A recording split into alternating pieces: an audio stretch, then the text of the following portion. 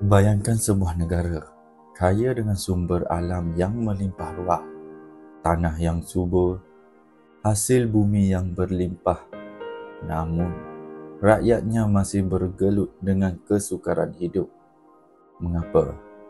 Dapat kita lihat di negara kita, jalan rosak, infrastruktur yang tidak diselenggara dengan baik, projek terbengkalai, pembangunan yang tidak pernah siap, peluang kerja berkurang, ekonomi yang tidak berkembang. Hal ini semua berpuncanya daripada rasuah yang menular dalam senyap. Assalamualaikum warahmatullahi wabarakatuh dan salam sejahtera. Bersama saya Muhammad Faris Ikmal bin Hassan akan membentangkan tentang satu tajuk iaitu rasuah. Musuh dalam selimut. Rasuah bukanlah sekadar jenayah, namun racun yang merosakkan masa depan negara. Berikut merupakan beberapa kejadian rasuah yang telah berlaku di negara Malaysia. Seorang pegawai Jabatan Imigresen ditahan Suruhanjaya Pencegahan Rasuah Malaysia SPRM kerana disyaki meminta dan menerima wang rasuah berjumlah RM3,000. Suspek yang bertugas di Jabatan Imigresen. Apa itu rasuah? Rasuah adalah kuasa yang disalahgunakan untuk kepentingan diri. Penyalahgunaan kuasa kedudukan atau kepercayaan yang diamanahkan digunakan untuk keuntungan peribadi. Pelbagai bentuk suapan, penyelewengan dana, salah guna jawatan, semuanya adalah bentuk rasuah. Rasuah senyap tapi mematikan. Rasuah berlaku tanpa disedari, merebak seperti wabak dalam sistem. Berikut merupakan kesan rasuah di negara Malaysia.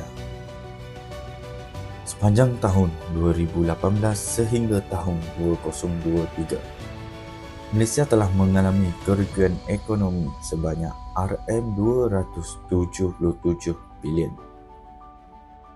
Sebanyak 34,819 laporan rasuah yang telah diterima oleh SPRM. Sebanyak 5,145 kertas siasatan dibuka sepanjang tahun 2020 hingga April 2025 dan seramai 2,479 individu yang telah didakwa oleh SPRM. Sumber laporan daripada Suruhanjaya Pencegahan Rasuah Malaysia SPRM. Mengapakah rasuah terus berlaku? Rasuah berlaku kerana selagi kita diam, selagi itu rasuah akan terus berakar. Rasuah berlaku kerananya sifat ketamakan, nafsu untuk kaya dengan cara mudah mengatasi prinsip. Kerana tekanan hidup, kos sara hidup yang tinggi memaksa ramai yang mencari jalan pintas. Budaya biasalah itu, masyarakat yang membenarkan dan menormalkan rasuah kecil. Sikap tolak ansur terhadap rasuah menjadikannya dianggap perkara remeh, padahal ia membunuh bangsa kita perlahan-lahan. Sekiranya rasuah berlaku, siapakah yang akan rugi? Setiap ringgit yang disalahgunakan adalah rezeki rakyat yang dirampas. Sekiranya berlakunya rasuah, kepercayaan hancur. Rakyat akan hilang keyakinan terhadap pemimpin dan institusi negara. Rasuah juga menyebabkan ekonomi merosot. Pelaburan asing hilang keyakinan dan berpindah ke negara lain. Ketidakadilan sistematik, rakyat menjadi mangsa kemiskinan yang berterusan tanpa harapan. Harapan masih ada. Kita boleh berubah. Integriti bukan pilihan. tetapi tanggungjawab bersama. Sebagai rakyat Malaysia, kita haruslah menolak rasuah walaupun sekecil mana. Setiap individu mampu menolak rasuah dalam kehidupan seharian, di pejabat, di sekolah atau di mana-mana sahaja. Laporkan kepada pihak berkuasa. SPRM sentiasa bersedia menerima laporan. Hubungi talian aduan atau gunakan aplikasi mudah alih. Kita haruslah mendidik generasi yang akan datang.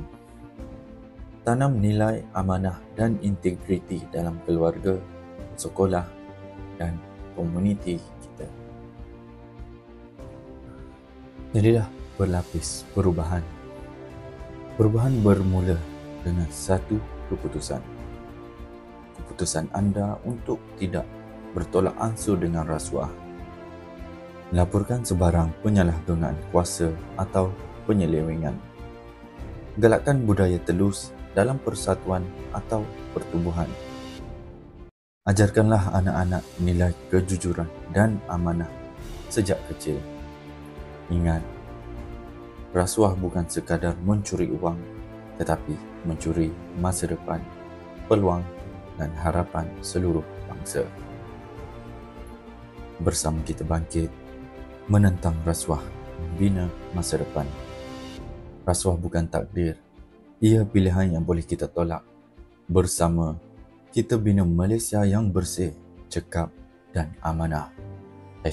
#tolak rasuah, #integrity first, #Malaysia bersih.